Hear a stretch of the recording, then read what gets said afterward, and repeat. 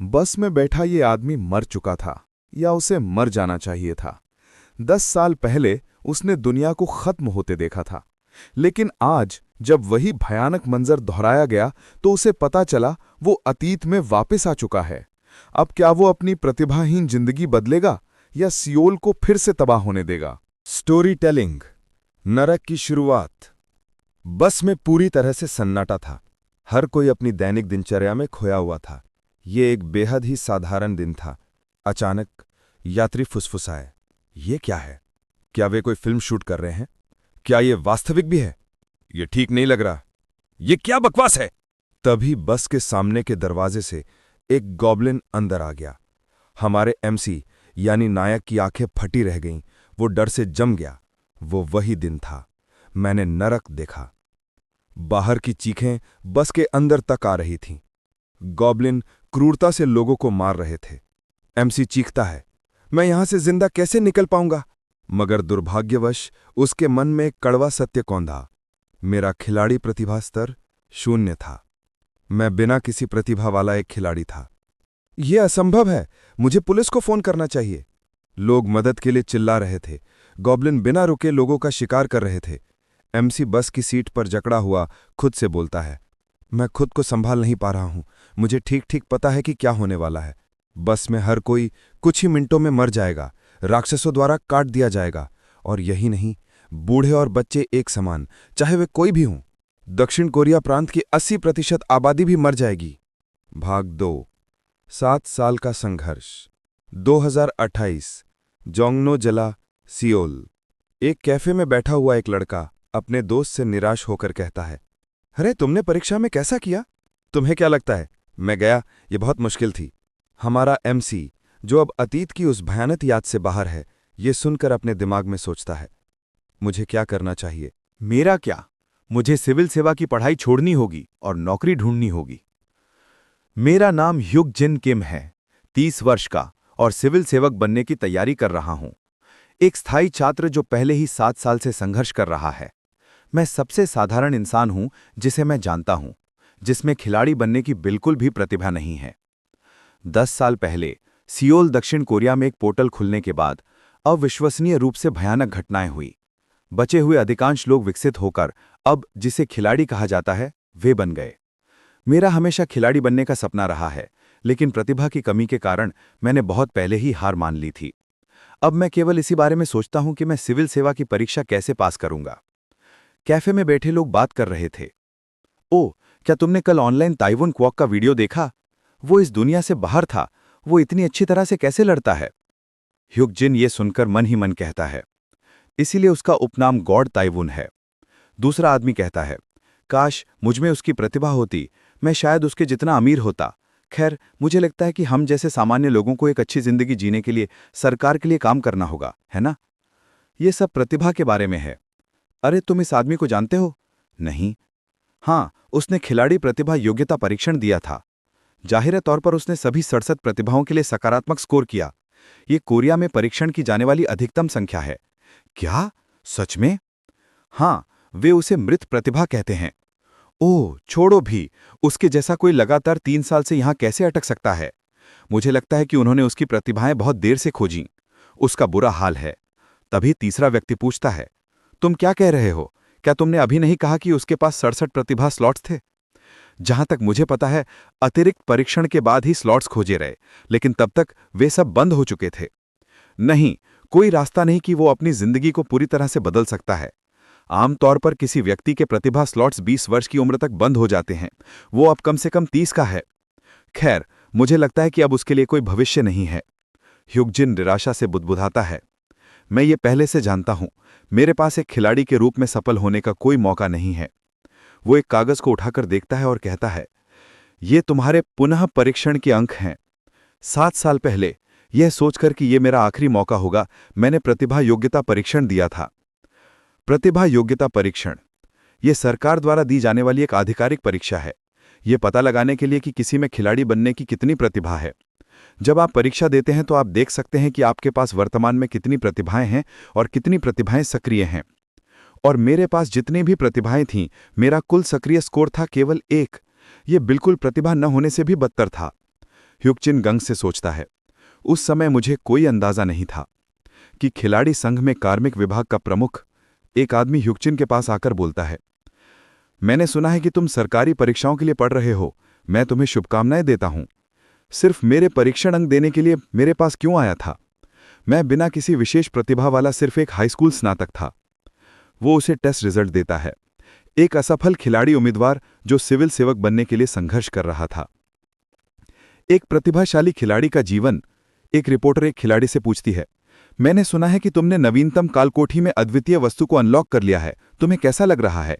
खिलाड़ी कहता है, ओह, क्या वे महत्वपूर्ण थीं? मैं बस अपने देश की सेवा करने की पूरी कोशिश कर रहा हूं। और एक सामान्य व्यक्ति का जीवन। एक लड़की ह्युकजिन को कैफे में टोकती है, केवल एक अक्रिय प्रतिभा स्लॉट के साथ तुम निश्चित रूप से खिलाड़ी नहीं बनने वाले। क्या तुम सिविल सेवा परीक्षा के लिए रजिस्ट्रेशन कराने आए हो? स्वर्ग और पृथ्वी जितना अलग। ह्युकजिन निराशा के साथ कहता है, मेरा व्यर्थ का सपना कि मुझ जैसा कोई कभी खिलाड़ी बनने की आशा कर सकता है, अब एक ऐसी विलासिता है जिसे मैं सहन नहीं कर सकता। मुझे घर जाकर और पढ़ना होगा। मेरे पास कल के लिए कोई योजना नहीं है। भाग 3, कोहरे की वापसी। ह्युकचिन घर जाकर पढ़ने लगता है और बताता है, 27 अप्रैल 2018 को जोंगनो सियोल में एक तबाही हुई थी। आइए उथल पुथल की शुरुआत उस भयानक घटना पर वापस चलते हैं। ये ट्यूटोरियल जोंगनो सियोल में प्रारंभिक कोहरे के दिखने के साथ शुरू हुआ था। वो फोन में एक वीडियो देख रहा होता है। जिले में रहने वाले 1.5 लाख लोगों में से कोहरे ने 1,45,000 लोगों को हताहत कर दिया। वास्तव में जोंगनोगु जिला लगभग नष्ट हो गया था। ह्युकजिन याद करता है, जब मैंने पहली बार प्रारंभिक कोहरा देखा तो मैं इतने सदमे में था कि अपना संतुलन खो बैठा। सोंगह्युन मां, तुमने 10 साल पहले हुई उथल पुथल में एक बड़ी भूमिका निभाई थी और अब तुम एक विश्वस्तरीय खिलाड़ी हो। वो अपने नोट्स में सोंगह्युन मां के उद्धरण को देखता है। तब भी और अब भी मैं निश्चितता के साथ ये कह सकता हूं, प्रतिभा से ज्यादा प्रयास मायने रखता है। मेरी बात याद रखना, मैं आपसे और भी आगे बढ़ूंगा। ह्युकजिन खुद से सवाल करता है, प्रयास? क्या मैंने काफी कोशिश नहीं की? भूल जाओ, मुझे ध्यान केंद्रित करने की जरूरत है। एक निराशाजनक सपने पर टिके रहने का कोई मतलब नहीं है। अगर मुझमें वास्तविक प्रतिभा होती तो मैं अब तक खिलाड़ी में विकसित हो चुका होता। मुझे एक योग्य संरक्षक द्वारा चुना गया होता और मैं गर्व से जी रहा होता। लेकिन कभी कभी मैं सोचता हूं, ये सब मेरी गलती है। माँ बीमार पड़ गईं और मर गईं। उन्होंने कहा था कि वो नहीं चाहती कि हम अब और गरीब रहें, और वो एक सेमीकंडक्टर फैक्ट्री में काम करने चली गईं। और फिर मेरी बहन को भी एक अज्ञात स्रोत से ल्यूकेमिया हो गया। अपने परिवार की खातिर मुझे सफल होना है। मेरे पास ना प्रतिभा है, ना पैसा, ना संपर्क। मैं पहले ही 3 बार परीक्षा में फेल हो चुका हूं। मुझमें क्या कमी थी? वो कैफे में सुनी बात याद करता है। मुझे लगता है कि उन्होंने उसकी प्रतिभाओं के बारे में बहुत देर से पता चला। उसका बुरा हाल है। सब कुछ गलत कहाँ गया?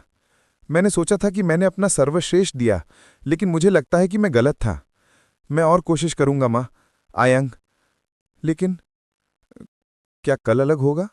भले ही मैं वास्तव में अपना सर्वश्रेष्ठ दूं। अगर मेरे मरने के क्षण तक कुछ नहीं बदलता, मुझे क्या करना चाहिए? मैं महसूस कर रहा हूं, थोड़ा मैं अकेला हूं।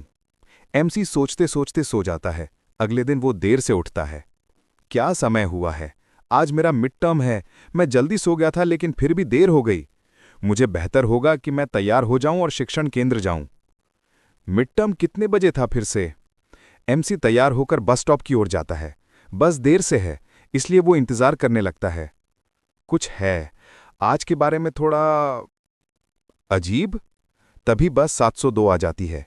ह्युकजिन सोचता है, मैं ठीक से नहीं बता सकता, लेकिन आज कुछ अलग लग रहा है। वो क्या हो सकता है? वो कहता है, भूल जाओ, मैं शिक्षण केंद्र पहुंचने से पहले सारांश नोट्स की समीक्षा करूंगा। कोहरे के सुबह तक छट जाने की उम्मीद है। ह्युकजिन बस में पहुंच जाता है। एक आदमी बस में कहता है, अरे, नया पीवी गाना आ गया है। वाह, पिंक वेलवेट ने अपने नए गाने के लिए वास्तव में जोरदार प्रयास किया है। ह्युकजिन चौंक कर कहता है, पिंक वेलवेट? क्या वो आइडल ग्रुप पुराना नहीं है? उनका नया गाना आया है? मुझे कोई अंदाजा नहीं है क्योंकि मैं अब टीवी नहीं देखता। अब मैं कहाँ था? उसके मन में फ्लैशबैक चलता है। 10 साल पहले जोंगनो में उथल पुथल शुरू हुई। मोबाइल की वीडियो में लोग कह रहे होते हैं, आज इतनी ठंड क्यों है? अप्रैल का महीना चल रहा है। मुझे लगता है मुझे अपनी छोटी बाजू की शर्ट कोठरी में रखनी चाहिए। क्या तुमने कल रात का खेल देखा? प्रारंभिक कोहरे के साथ ट्यूटोरियल शुरू हुआ। वो क्या है? ह्यूगजिन बस के बाहर देखता है और लोग कहने लगते हैं, इस कोहरे को क्या हुआ है? वाह, मुझे कुछ भी दिखाई नहीं दे रहा है। ह्यूगजिन कहता है, मौसम के पूर्वानुमान ने इसके बारे में कुछ नहीं कहा। उफ, वो गंध क्या है? सीवर जैसी गंध आ रही है, कुछ गड़बड़ है। वो भयानक सीवर की गंध, और ओह, वो कितनी जोर से आवाज थी। ह्यूगजिन पीछे देखकर कहता है, क्या हो रहा है? तभी उसके फोन में एक मैसेज आता है। आपातकालीन आपदा संदेश, दिल्ली। आज 27 अप्रैल 2018 को जोंगनो जिले के आसपास घना कोहरा यातायात में देरी का कारण बन सकता है। ह्यूगजिन डर से कांप जाता है और कहता है, असंभव! ये क्या 10 साल पहले है? 1 मिनट रुकिए, जो कुछ भी अब हो रहा है वो 10 साल पहले हुई उथल पुथल के ठीक वैसा ही है। जोंगनो जिले के आसपास का क्षेत्र, जिसमें ग्वांगह्वा-मुन भी शामिल है। बस में यात्री चिल्लाते हैं, अरे सही में ये क्या बकवास चल रही है? मुझे हमारे सामने कुछ नहीं दिखाई दे रहा है। और इस गंध को क्या हुआ है? एक घने कोहरे और एक भयानक बदबू में घिरा हुआ था। ह्यूगजिन अपने नोट्स में से चेक करता है। यह एक फॉग के साथ शुरू होता है और उस फॉग में से गंदी सी बदबू आ रही होती है। ह्यूगजिन की आंखें दहशत से चौड़ी हो जाती हैं। अगर मैं जोंगनो की ओर जा रही इस बस में रहता हूं तो जिले की 1,50,000 आबादी में से 1,45,000 लोग मारे गए। 97% संभावना है। बस में यात्री कहते हैं, अरे अचानक अंधेरा हो गया, ऐसा लग रहा है जैसे रात हो गई हो। ड्राइवर, क्या हम आगे बढ़ सकते हैं? मैं भी यहीं मर जाऊंगा। तभी ह्यूगजिन कांपते हुए कहता है, मैंने समय में वापस यात्रा की है और मेरे पास इस बात का ज्ञान है कि उसके सामने हवा में अचानक एक स्टेटस विंडो चमक उठती है। ह्यूगजिन अविश्वास से घूरता है। क्या होने वाला है? क्या ये स्टेटस विंडो है? टेलिंग स्टेटस विंडो में लिखा होता है, ट्यूटोरियल जल्द ही शुरू होगा, खिलाड़ी कृपया अपनी अपनी जगह पर खड़े रहें। एमसी सोचता है, ये वो अलार्म है जो उथल पुथल की शुरुआत में बजा था। मुझे इसके बारे में सिर्फ किताबों से पता था, पर यह अलार्म वास्तव में बज रहा है। क्या मैं अतीत में वापस आ गया हूं? तभी एक जोरदार धमाके की आवाज आती है। बस में आगे बैठा आदमी घबराकर बोलता है, यह क्या था? क्या बस किसी चीज से टकरा गई? एक और आदमी अपनी आंखें मलते हुए कहता है, यार मुझे सच में कुछ दिखाई नहीं दे रहा। और उसका साथी बुदबुदाता है, बाहर कुछ हुआ है क्या? लगता है आज फिर स्कूल पहुंचने में देर हो जाएगी। एमसी खुद को शांत करते हुए सोचता है, शांत रहो ह्यूगजिन, यह अतीत में पहले ही हो चुका है। ट्यूटोरियल अलार्म की आवाज शायद ही किसी और ने सुनी होगी। इसका मतलब है कि मैं ही यहां का खिलाड़ी हूं। मुझे बचने के लिए अपने हर ज्ञान का उपयोग करना होगा। सबसे पहले मुझे स्थिति का आंकलन करना चाहिए। एमसी तुरंत स्टेटस विंडो में देखता है, अनाम पर्यवेक्षक तुम्हारी हर हरकत पर ध्यान दे रहा है। अनाम पर्यवेक्षक तुम में रुचि दिखा रहा है। एमसी हैरानी से कहता है, अनाम पर्यवेक्षक? क्या ये किसी आकाशी सत्ता का नाम नहीं है? और स्टेटस विंडो पर एक नया संदेश चमक उठता है, पर्यवेक्षक की आंख तुम्हें एक ओपन बीटा पर्क के रूप में दी जाती है। एमसी के होश उड़ जाते हैं। वो सोचता है, एक ओपन बीटा पर्क? कोई आकाशी सत्ता मुझे अचानक ये क्यों देगी? मैंने सोचा था कि इस तरह के पर्क सिर्फ मशहूर रैंकर्स को मिलते हैं। आकाशी सत्ताओं के बारे में जानकारी फ्लैश होती है। ये प्राणी खिलाड़ियों पर नजर रखते हैं। एक खिलाड़ी का भाग्य उन पर्क्स और बोनस पर निर्भर करता है जो आकाशी सत्ताएं उन्हें प्रदान करती हैं। आकाशी सत्ताएं खिलाड़ियों से एक अलग आयाम में बहुत ऊपर मौजूद हैं और खिलाड़ियों से संपर्क करते समय उन्हें उपनामों से संबोधित किया जाता है। इसके बाद एमसी अपनी स्टेटस विंडो पर दोबारा नजर डालता है। एक और टेक्स्ट सामने आता है, पर्यवेक्षक की आंख तुम्हें एक ओपन बीटा पर्क के रूप में दी जाती है। एमसी एक अजीब सा सुकून महसूस करते हुए कहता है, ये कितनी अजीब भावना है। शायद ये उस पर्क की वजह से है, पर मुझे अचानक शांति महसूस हो रही है। ऐसा लगता है जैसे मैं ये सब तीसरे व्यक्ति के दृष्टिकोण से देख रहा हूं, जैसे मैं सुरक्षित दूरी से केवल देख रहा हूं कि अभी क्या हो रहा है। स्टेटस विंडो में काउंटडाउन शुरू हो चुका होता है। ट्यूटोरियल क्वेस्ट 10 सेकंड में शुरू होगी। बस का ड्राइवर परेशान होकर पैसेंजर से कहता है, मैं माफी चाहता हूं यात्रियों, इस भयंकर कोहरे के कारण मैं ड्राइव करने में असमर्थ हूं। मेरा सुझाव है कि आप परिवहन के अन्य साधनों का उपयोग करें। एमसी का दिमाग तेजी से दौड़ता है। ये मेरी सोच से कहीं ज्यादा तेजी से हो रहा है। हाँ, मैं स्कूल के लिए लेट हो जाऊंगा। मुझे उतरकर भागना चाहिए। नहीं, हर कोई बस छोड़कर मत जाओ, फर्श पर नीचे लेट जाओ। यही एकमात्र तरीका है जिससे हम जिंदा बचेंगे। एमसी की स्टेटस विंडो लगातार दिखा रही होती है, अनाम पर्यवेक्षक तुम में रुचि दिखा रहा है। और जैसे ही टाइमर खत्म होने वाला होता है, बस के पीछे एक अजीब सा पोर्टल खुल जाता है। उसमें से एक मध्यम प्रबंधक यानी मिडिल मैनेजर प्रकट होता है।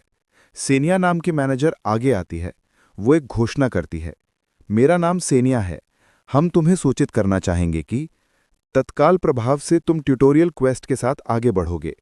एमसी तुरंत अपनी स्टेटस विंडो खोलकर क्वेस्ट की जानकारी देखता है। ट्यूटोरियल क्वेस्ट, ट्यूटोरियल क्षेत्र में 7 दिनों तक जिंदा रहो।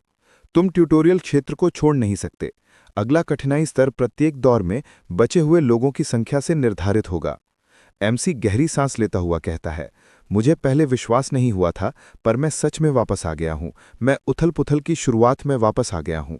बाहर बैठे यात्री चिल्लाते हैं, इसका क्या मतलब है? क्या तुम समझा सकती हो कि यहां क्या हो रहा है? क्या ये मूवी की शूटिंग है या कुछ और? एमसी उस सेनिया को देखता है। वो एक लड़के के साथ बात कर रही होती है। वो लड़का गुस्से में कहता है, हम अभी मजाक के मूड में नहीं हैं, कृपया हमें बताओ कि आखिर ये क्या बकवास चल रही है।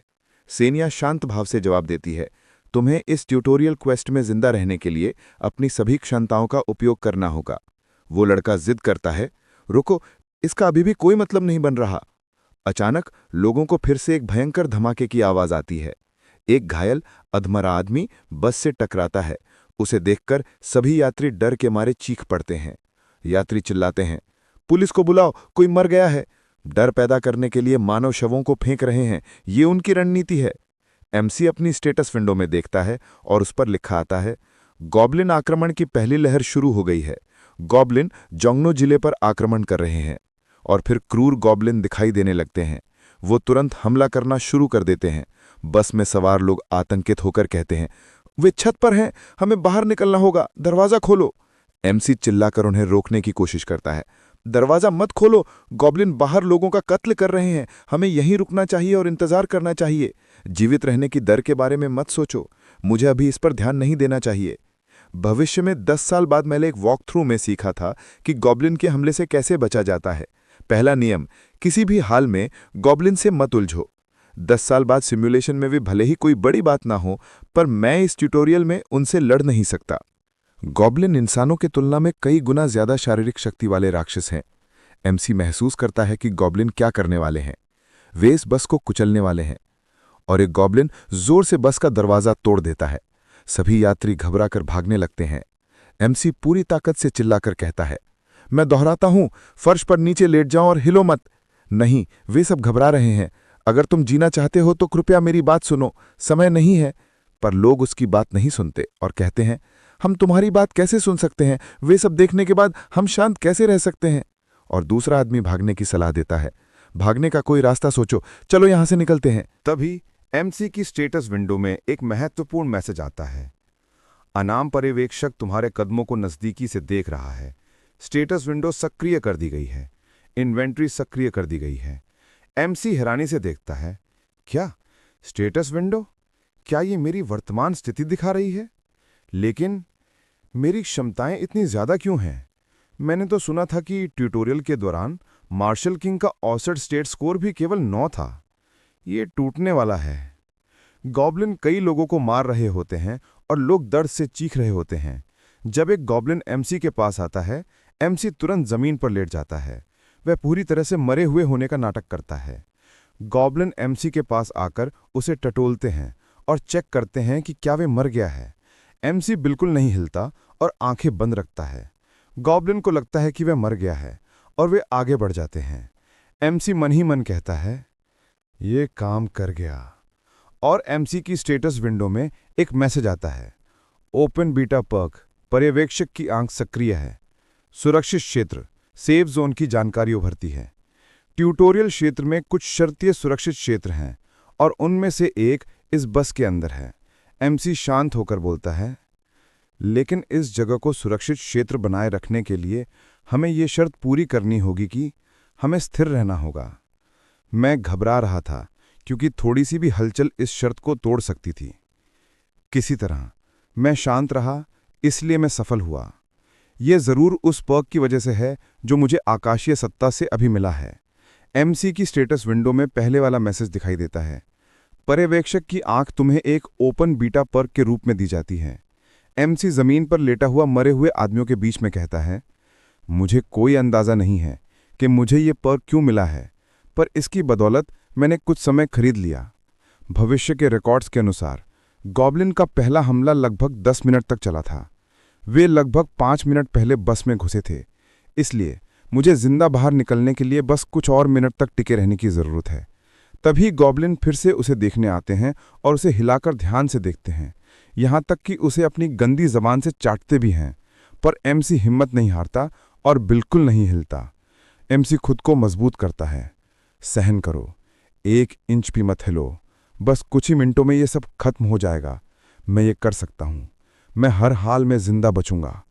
और उसकी स्टेटस विंडो में एक और अचंभित करने वाला मैसेज आता है, साहसी सिंह राजा तुम्हें एक अवसर देना चाहता है। इस बार कोई और आकाशीय सत्ता? इसके अलावा साहसी सिंह राजा तो स्टेटस विंडो में एक मैसेज पॉपअप हो रहा होता है।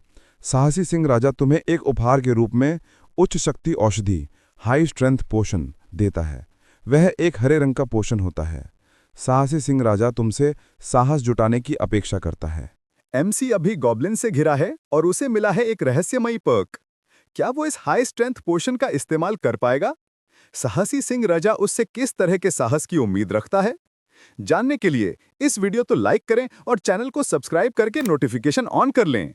कमेंट में हमें बताएं कि आप एमसी के लिए कौन सी शक्ति देखना चाहते हैं। मिलते हैं अगले भाग में, जहां शुरू होगा असली एक्शन। जल्द ही आ रहा है।